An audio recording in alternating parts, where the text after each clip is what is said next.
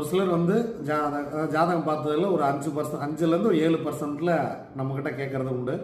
சாமி, நான் ஜாதகம் பார்த்துருக்கேன், ஒரு சின்ன சின்ன மாற்றங்கள் நடந்திருக்கு, ஆனால் பெரிய அளவில் நான் நினச்ச மாற்றங்கள் நடக்கலை.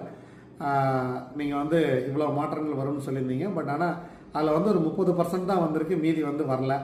நான் வந்து இதெல்லாம் வந்து எதிர்பார்த்து காத்திருக்கிறேன் அப்படின்னா அங்கே வாஸ்து ரீதியாக ஏதோ பிரச்சனை இருக்கிறது. வாஸ்துங்கிறது சொந்த வீட்டுக்கு மட்டும் கிடையாது சாமி. நீங்கள் வந்து 4 செவத்தை வச்சுட்டீங்கனாலே இது வாஸ்து தான். அது நீங்கள் வாடகை வீட்டில் இருந்தானா, நீங்கள் சொந்த வீட்டில் இருந்தானா, குடிசை போட்டு தங்கி இருந்தானா, கோபுரத்தில் இருந்தானா, கோட்டையில் இருந்தானா, எது இருந்தாலும் அதில் வாஸ்து எங்கேயே தீரும்.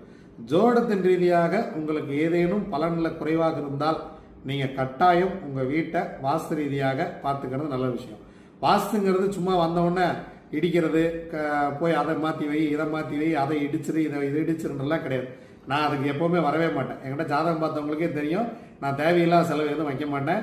அதே போல தான் வாஸ்துலையும் உங்களுக்கு தேவையில்லாத செலவு வைக்கிறது நம்ம வேலை கிடையாது. தேவை இருக்கிற ஆணி தேவையில்லாத ஆணின்னு பார்த்து பிடுங்கிறதா நம்ம வேலை. நீ பிடுங்கிறது பூராமே தேவையில்லாத ஆணி தான் போய் பிடுங்க நம்ம சொல்ல போகிறது இல்லை. காரணம் உங்களுடைய பொருளாதாரம். நீங்கள் எந்த இடத்துலையும் உங்கள் பொருளாதாரத்தை பெரிய அளவில் இழந்துடக்கூடாது அப்படிங்கிறதுல நான் எப்போவுமே தெளிவாக இருப்பேன். ஸோ இதில் ஜோட ரீதியாக உங்களுக்கு ஏதேனும் இன்னும் தடைகள் இருந்தால் வாஸ்து ரீதியாக அதை சரி செய்து கொள்ளுங்கள்.